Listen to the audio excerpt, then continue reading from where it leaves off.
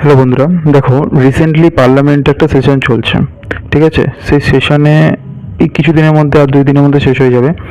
এবার এই সেশনে একটা বিল পেশ করা হয়েছে। সেই বিলটা হলো গিয়ে পিএম এবং আমাদের দেশের প্রধানমন্ত্রী এবং আমাদের দেশের মুখ্যমন্ত্রীকে তার পদ থেকে হাটিয়ে দেওয়ার জন্য। আচ্ছা, সম্পূর্ণ বিষয়টা শোনো তাহলে কি বিষয়টা হলো। আর এটা হলো গিয়ে 130তম অ্যামেন্ডমেন্টের মাধ্যমে এই বিলটা পেশ করা হয়েছে।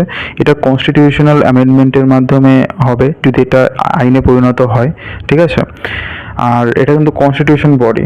ঠিক আছে, কনস্টিটিউশনাল অ্যামেন্ডমেন্ট হবে। ঠিক আছে, তাহলে দেখো বিষয়টা হলো এটা যে যদি একজন দেশের প্রধানমন্ত্রী বা কোনো একটা রাজ্যের মুখ্যমন্ত্রী, সে যেই হোক না কেন, সে যে পার্টি থেকেই হোক না কেন, সে যদি কোনো ক্রিমিনাল কেসে তাকে যদি সুপ্রিম কোর্ট বা হাইকোর্টের তরফ থেকে দোষী সাব্যস্ত করে এবং তাকে যদি 5 বছরের বেশি, 5 বছর বা 5 বছরের বেশি তাকে যদি জেলে যাওয়ার জন্য আদেশ দেওয়া হয়, যে তাকে যদি জেলে নিয়ে যাওয়া হয়, তাহলে পুলিশ ডেফিনেটলি এসে ধরে নিয়ে যাবে। যদি ধরে নিয়ে যায় তাহলে সে তখন কি করবে? সেই দেশের প্রধানমন্ত্রী বা মুখ্যমন্ত্রী যেই থাকুক না কেন, সে তখন অ্যাডভোকেট হায়ার করবে যে তার হয়ে লড়াই করার জন্য।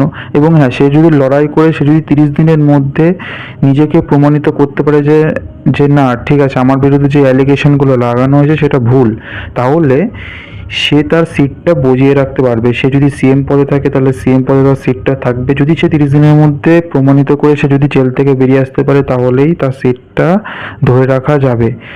সে পিএম হোক, সিএম হোক, বা কোনো একটা ইউনিয়ন মিনিস্টার হোক বা স্টেট মিনিস্টার যেই হোক না কেন, তাহলেই সে সিটটা ধরে রাখতে পারবে। যদি দেখছে যে 30 দিনের বেশি হয়ে গেল, 2 মাস, 31 দিন হয়ে গেল, ঠিক আছে, কিন্তু সে প্রমাণিত করে যে জেল থেকে বেরিয়ে আসতে পারলো না, তাহলে তার যে সিটটা বা যে পদটা থাকবে সেই পদটা তার হাত থেকে চলে যাবে। এই নিয়ে একটা বিল পেশ করা হয়েছে।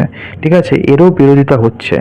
এইবার কংগ্রেস পার্টির মধ্যে থেকে শুধু শশী থারুর, যে তিনি সাপোর্ট করেছে, এবার তার মধ্যে এবার ভিতরে বুঝতেই পারছো, একজন পার্টির থেকে সমস্ত কংগ্রেস পার্টির সবাই বিরোধিতা করছে।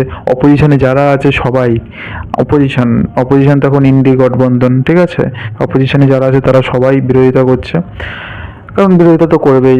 আর যদি একজনকে খালি খালি তো কাউকে গ্রেপ্তার করা হবে না।